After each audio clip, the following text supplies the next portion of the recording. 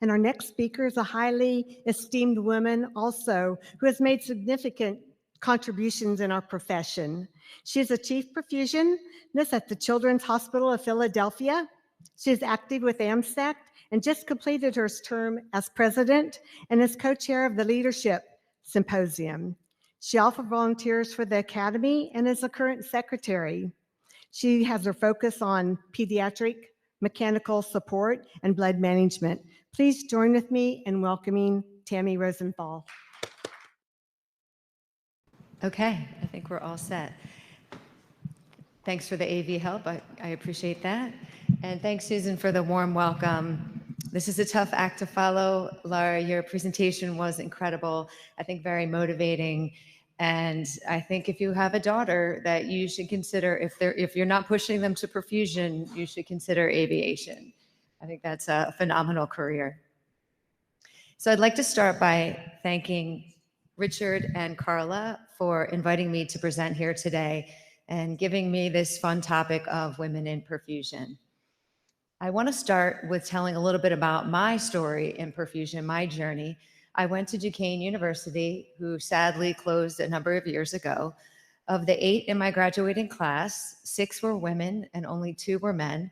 My 2 program directors were both women, Elaine Palmer and Candace Bancheri, and even our dean was female. So I graduated in 1996, and women in these leadership positions was very unusual at the time. Through my clinical rotations, I met some phenomenal female perfusionists.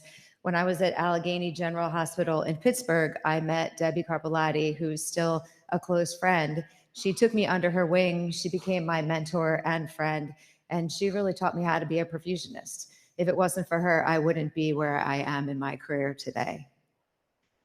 After I graduated, and yes, I did graduate without a job, I was lucky enough to get an interview at Children's Hospital Philadelphia.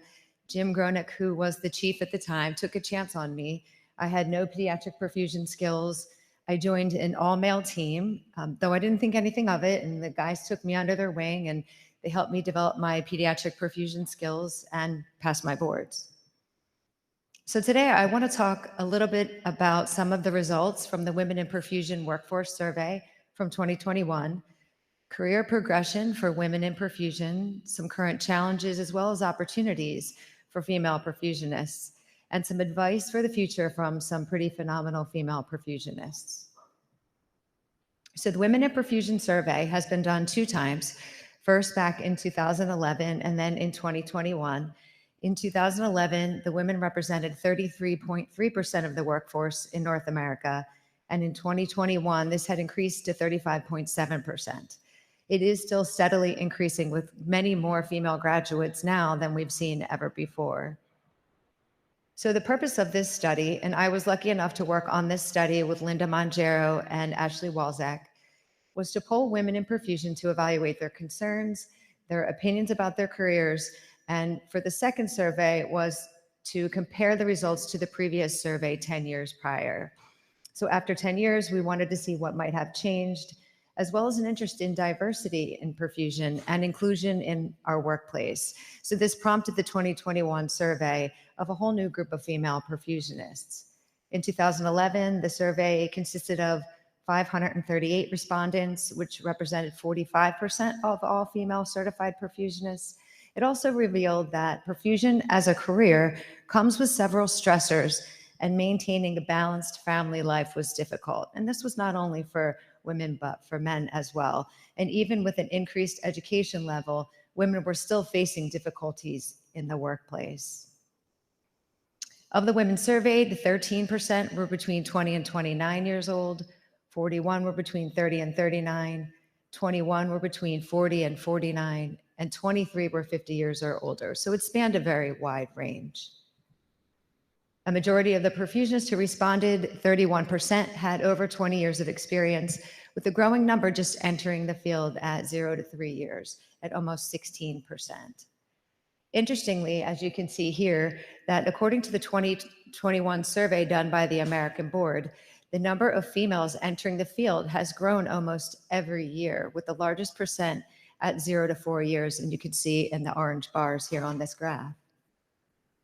And according to the ACPE, the accreditation committee for our perfusion schools, we're now seeing almost a 50-50 split of males and females entering the workforce.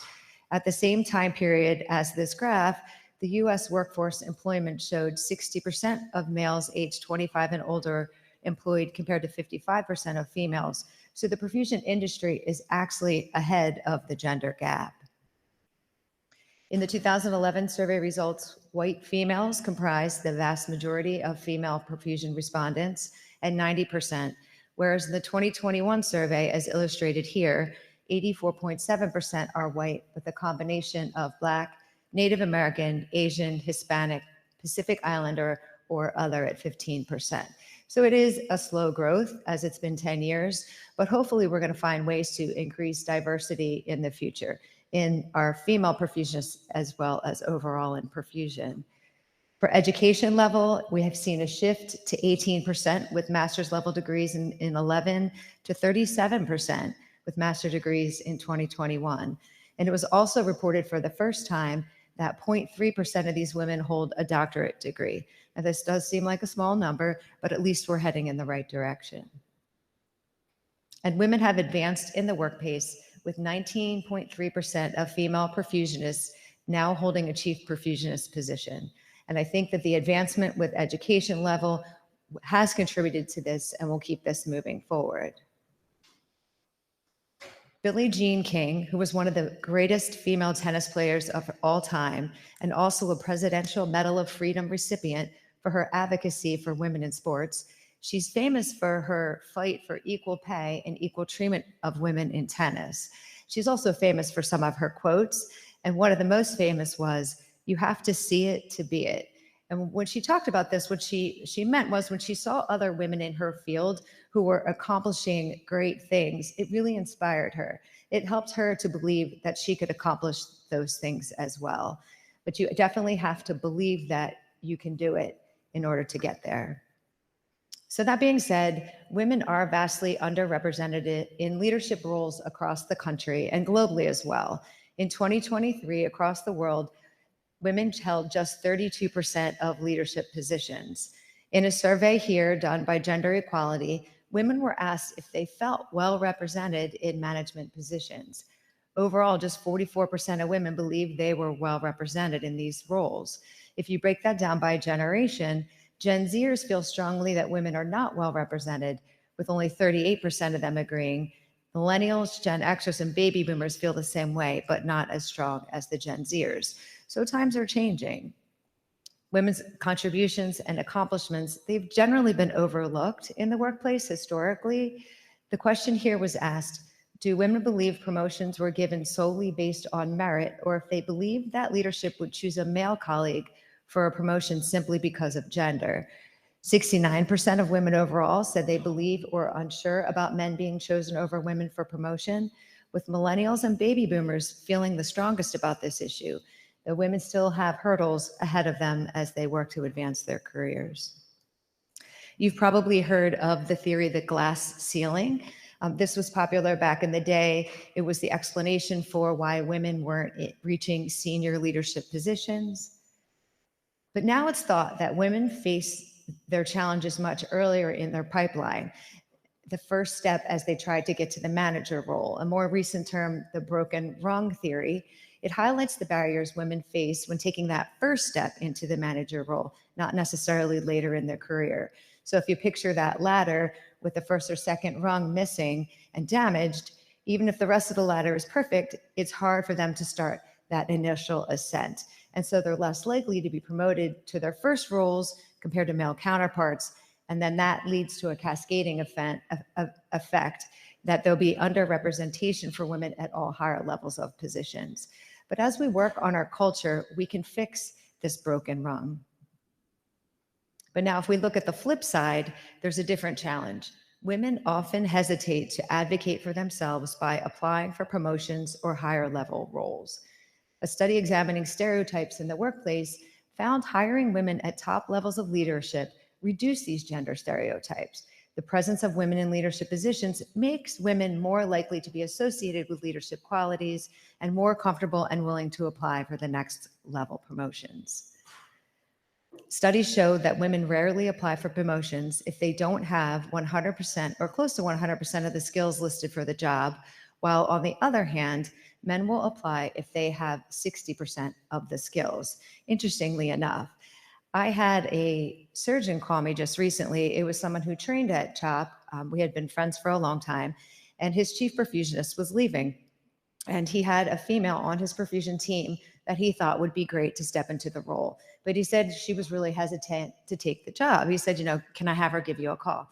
I said, sure, I'm happy to talk to her. So when she called, I recognized her hesitation was just because she'd never done 100% of the roles of that position. She knew the inner workings of the department. She knew there would be some financial responsibilities, logistics, supplies, but she didn't know absolutely all of the detail of the job.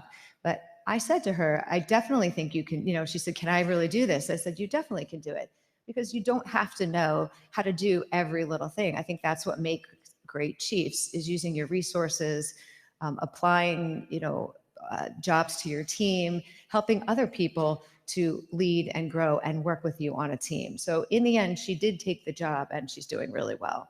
So I say, if there's an opportunity, you have to be willing to take the chance and just look at it differently. I'd like to introduce Celia Gagna. Celia was an adult perfusionist. She took the challenge of joining the team at CHOP. She works as one of my colleagues to become a pediatric perfusionist. Celia today is going to share advice for women just starting their career. Hi, my name is Celia Gagna, and here's my advice for women just starting their career in perfusion. Always be prepared and be adaptable, because the plan will change. Continue to learn and evolve in your career. Don't be afraid to speak up. Your voice matters. Know when to ask for help, and don't look at that as a sign of weakness.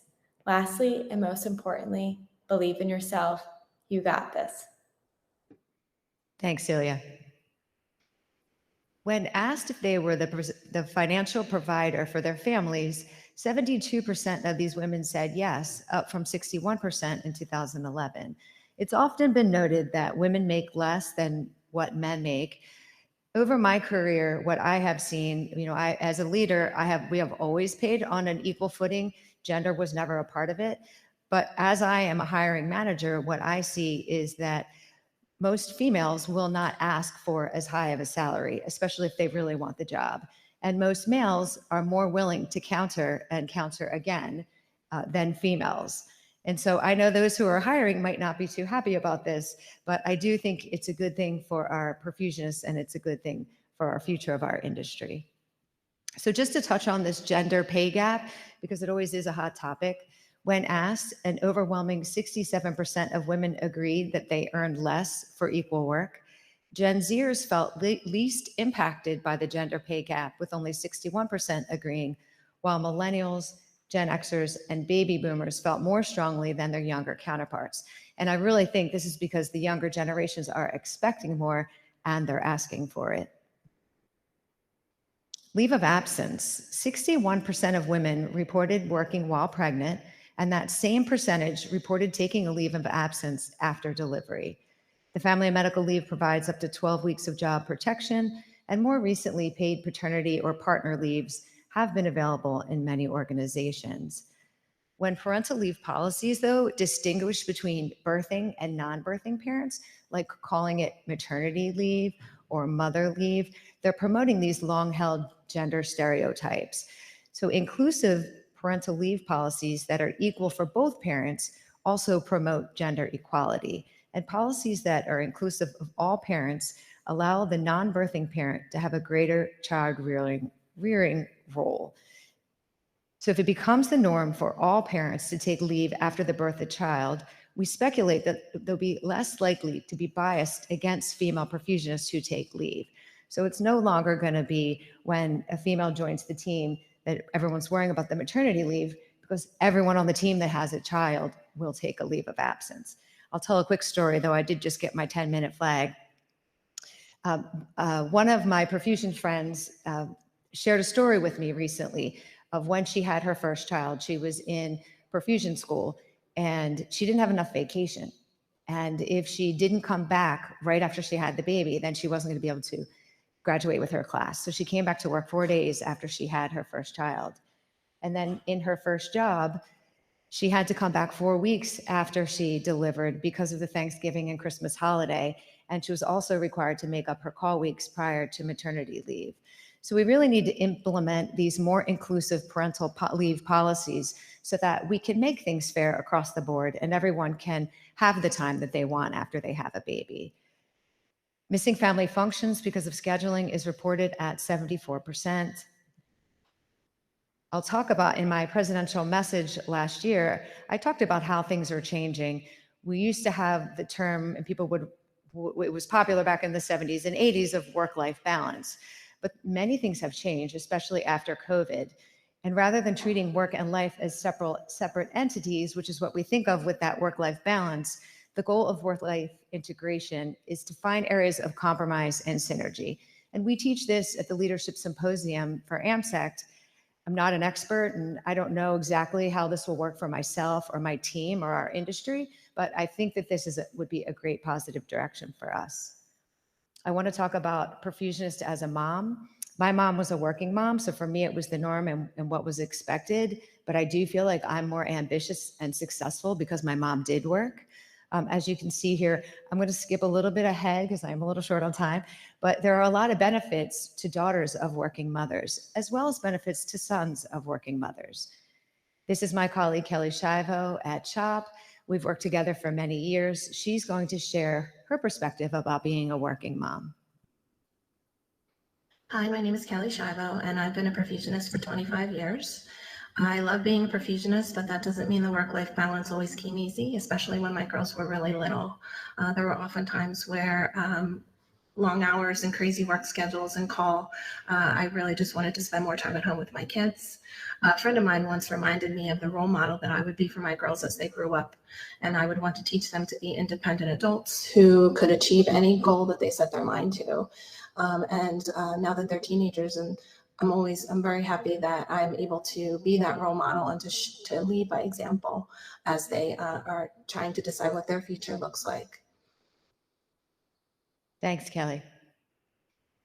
Talking about discrimination, interestingly, in the 2011 survey, we now have 11% more of reported for discrimination at 62%, and for harassment also increased up 12% to 47%.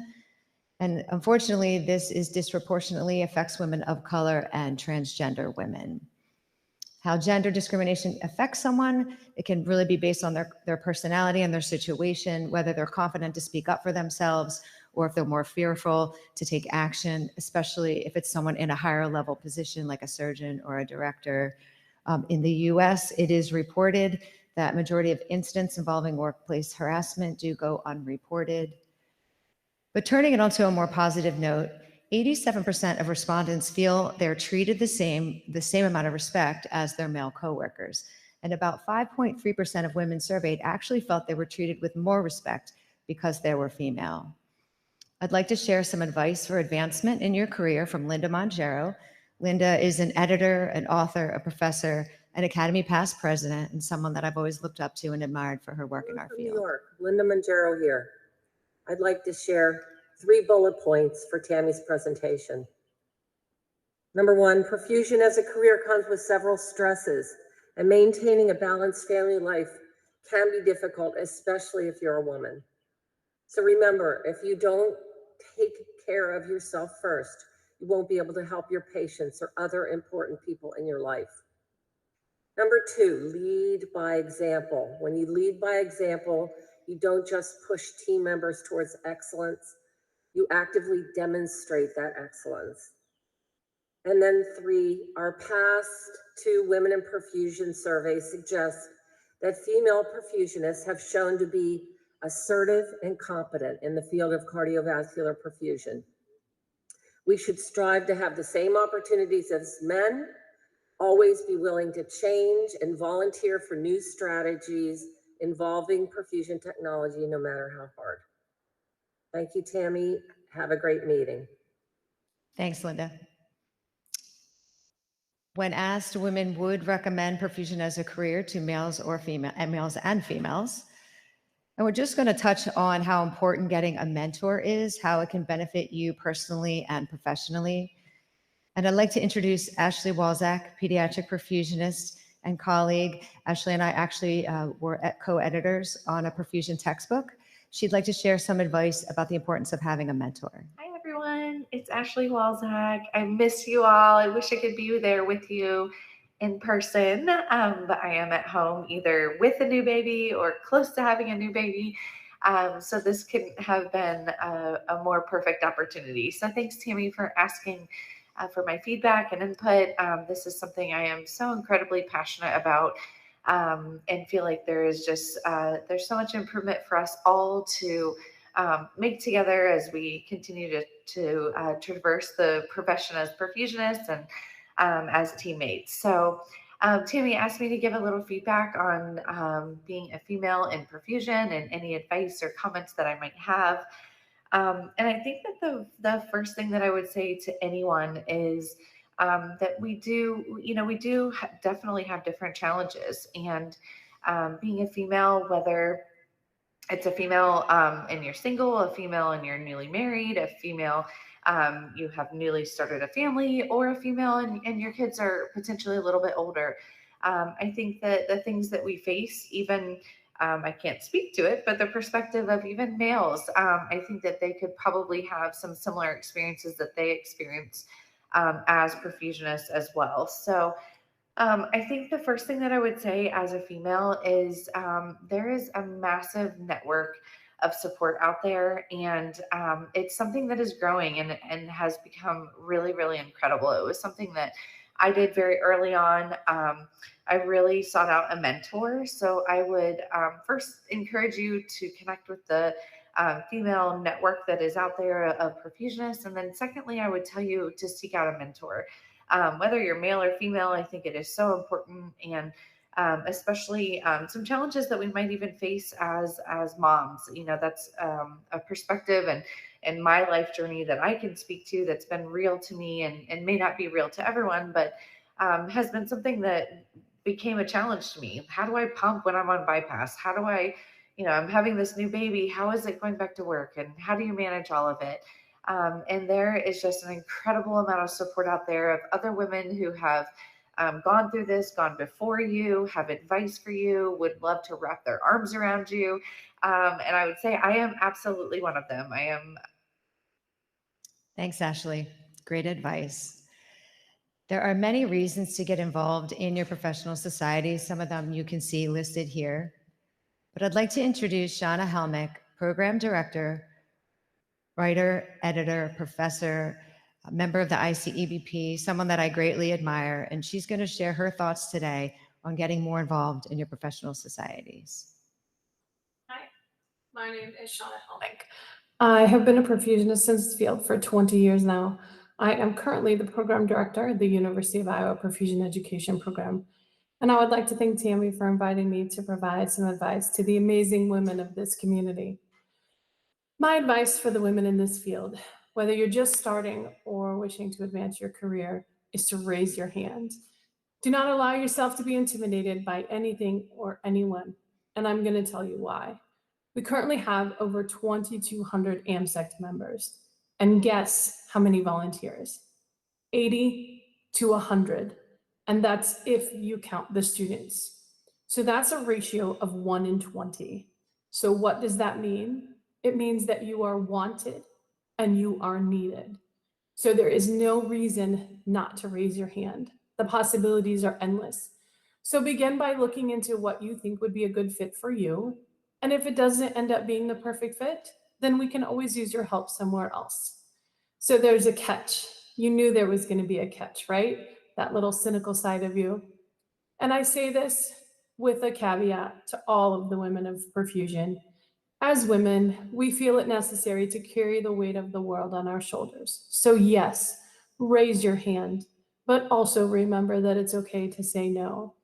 Every woman in the room who's taken on more than she can handle is shaking her head yes right now.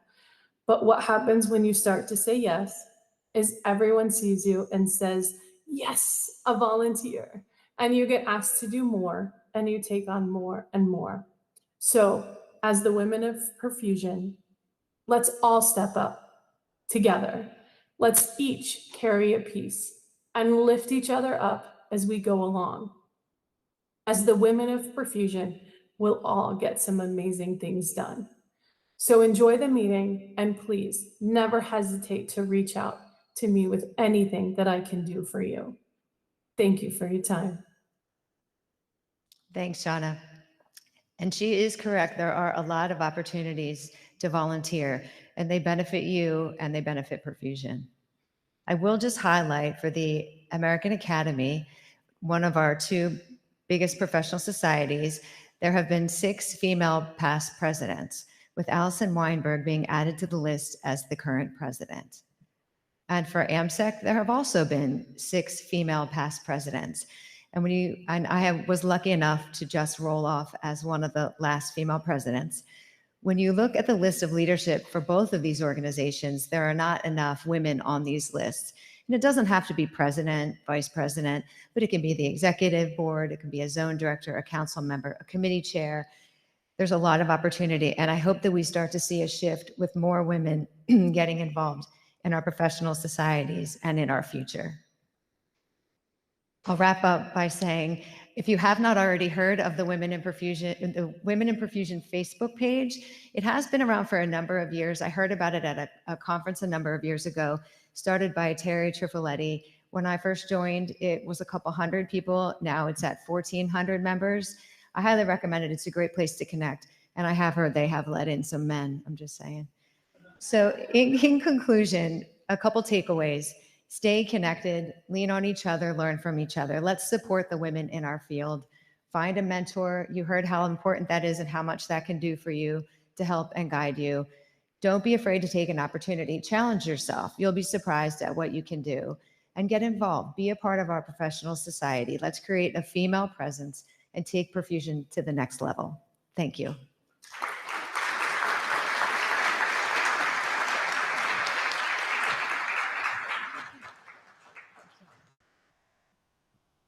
Excellent. So we're going to just have a little discussion period here, and we'd like to have everybody participate, even the males in the field also. I know we've talked a lot about women in perfusion and women in leadership and that sort of thing too, but it still pertains and very important for the young men too, or older men too, on different aspects, even trying to manage your family activities, taking care of family, daycare, and going to school functions, being able to coach your kids, baseball, soccer, whatever it involves you, just trying to do a lot of time management and skills too. So I think a lot of it involves all of us.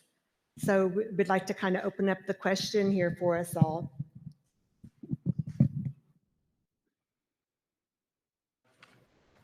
One second. Give us 1 second. 1 second.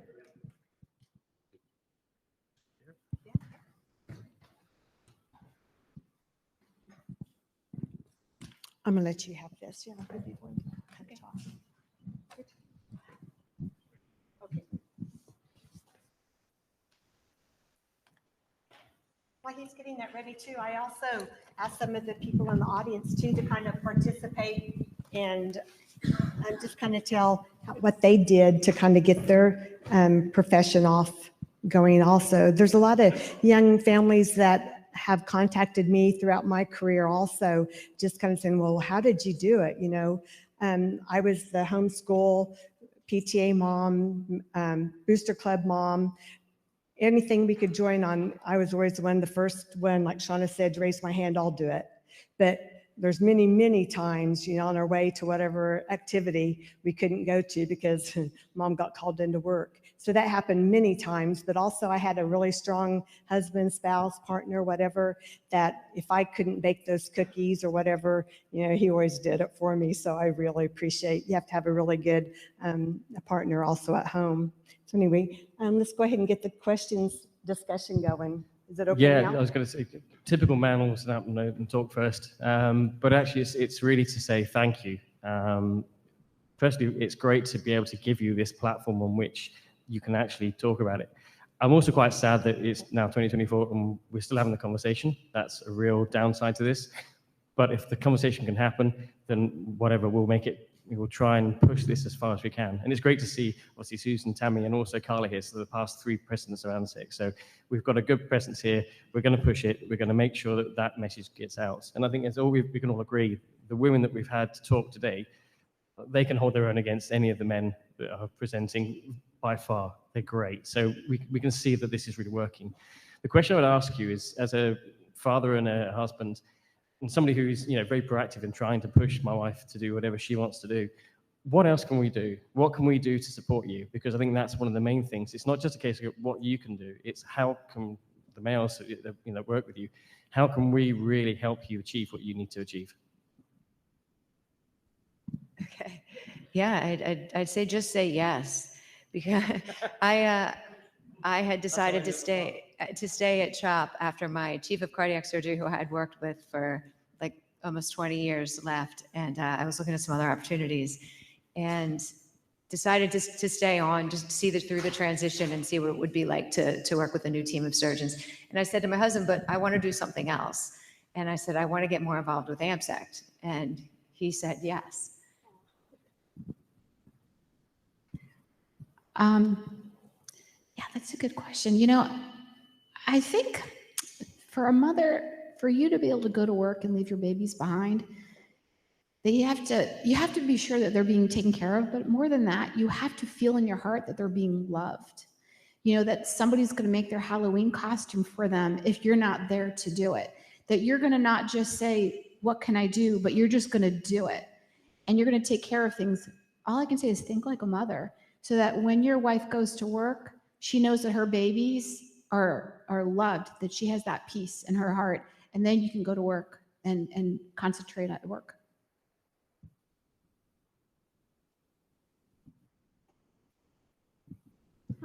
I have an online question from Kelly. How do we approach employers when we feel that we're being underpaid?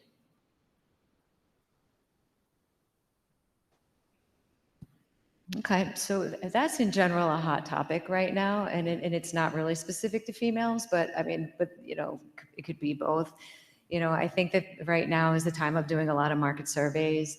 I think people are jumping around, and when they jump around, they make more money. And so the hospitals, the institutions, the organizations do need to start being strategic about trying to keep employees, because in the literature it shows that it costs much more to replace someone than it does to give them a pay increase to keep them. So I think it's about starting with some conversations with your chief, for your chief to have discussions with administration, and unfortunately sometimes it takes some turnover, and then the hospital kind of wakes up and starts looking, and then we'll advocate. And then 2 questions that were kind of on the crisis scenarios. Stacy and Lindsay want to know how many centers practice the scenarios on pump, and are any simulators widely available?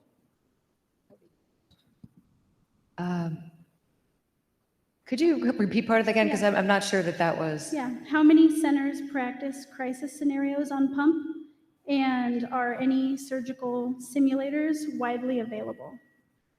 Okay, so I'm not so sure that one is specific to this session. Go ahead. We'll move on.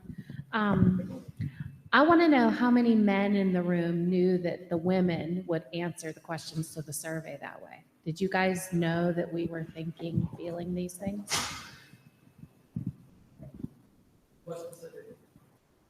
Did you know that women feel that they're underpaid, or that we feel will be passed over to become chief or something like that? Like, did you know about that? Because the women all seem aware that that stuff is going on. And I think what this brings to the forefront is that once the men in our departments know that we're thinking and feeling those things, it'll happen less and less. I want to answer I don't know that a true answer to your question, but I'm going to let everybody in this room know that I'm a colleague of Tami. Yeah. Tami's my chief. Utmost respect for her. She's an amazing chief, has always been. Unbelievable leader in my career. And a leader for so many others as well. I have 2 little daughters, 11 and 13, and unfortunately, I don't see that. I don't see a lot of things on the survey because I go to work every day and I know my colleagues, we have this open type of relationship, of work relationship, that we respect everybody the same. We enjoy working with each other the same. And I don't feel there's any true disparity between genders. I consider my colleagues, my female colleagues, like my sisters, and I feel that they feel the same way, like I'm their brother, and we're all working together as one full team. And it's unfortunate that this comes up, and I see these surveys, and we talked about this before Tami spoke, and it's just unfortunate. I personally don't see that. I'm very fortunate to not see that. But I want to make sure that let people know that there are areas that women are very much respected in their workplace. Thanks, Rich. I think you are correct. There are a lot of centers where maybe these aren't the situations. Rich and I have worked together for 16 years. So I'm happy to hear this is how he feels and this is his view of perfusion. But I hear a lot of stories from a lot of women that I meet at conferences through some of the networking and opportunities through perfusion. And I hear some pretty tough stories. I see them on the Facebook Women in Perfusion page, just difficulties getting time off, for things that are important, in addition to maternity leaves, just not being respected on the team. So it's out there. I'm glad it's not everywhere. I'm certainly glad it's not on, us working together. And Laura, I have a question for you too, and it kind of relates to, if we could relate it to both of our professions too also, but like some people think as women, I don't know if I want to have a baby or have a family or anything, because how am I going to get up and go to the bathroom every 5 minutes, or who's going to relieve me? And I mean, as a pilot too, that would be tough. How did you do that, I guess? Oh gosh, it was tough. It was just really tough. There really isn't like a solution. You can take time off without pay. Back in my day, you actually could not after the baby was born or you lost your job, but now you can. There are options to do that for a certain period of time. It's limited because pilots, we have to work to keep our qualifications. So we can't just not go to work and stay qualified as a pilot. So really, you just have to advocate for yourself and do what you have to do. I mean, we have plenty of pilots that are like men that are overweight and in bad shape, and they have to sleep more and take breaks. So, you work, it's teamwork, you work it out, you do what you have to do. And sometimes it's not a lot of fun. I did want to go back though, like 3 questions back. They asked about pay, like how do you advocate for equal pay? And I just want to say in the airlines, we are paid 100% equally. We're unionized. We're paid by your number, your seniority number. There is absolutely no disparity when it comes to pay, when it comes to rankings, when it comes to schedules, when it comes to anything. There is absolute 100% parity, and that is every single aspect, whether you're a flight attendant, a dispatcher, a mechanic, a pilot. We're all unionized, and everybody's pay is public. We all know what everybody else is paid in the company. There are no secrets. Nothing's under the table. And there's a chart, and you just move up that chart by your number. And it's very, very fair, and that's not an issue. And maybe other industries should do that. I don't know. I don't know how that would work, but that's how it works in the airline industry. We have time for maybe one more quick question. Okay, I will go and jump in. I just have a remark to what Richard was saying. Like, I think it's a valid question. I think there's also maybe a different question that we can ask men and women, is what should we stop doing so that women can just be what they want to be? So, can I add something to Richard, what he was saying? Perception is everything, right? So I believe it's true that women perceive that things aren't equal, probably because they're not. And I believe that men perceive that they are, because in their minds and in their heart, it is. Everybody is an individual, right? So you really can't generalize like that. You can only go by your own personal experiences. I know I work with a lot of young girls, and a lot of them have assumptions. Well, when I go to the workplace, things are going to be unfair before it's even happened to them. They're like bracing themselves to to give it right back, and it hasn't even occurred yet. So I think that a lot of it is, you need to go in a little bit more open-minded and not quite so pre-motivated to kick butt because someone's going to do this to you before it actually even happens to you. So, I think that everybody is speaking how they see things and how they perceive things. And, it could all be true. Everybody's perception is what it is for them. Thank you very much. Thank you both very much. You're very incentive for us all over the world. Thank you very much. I appreciate that.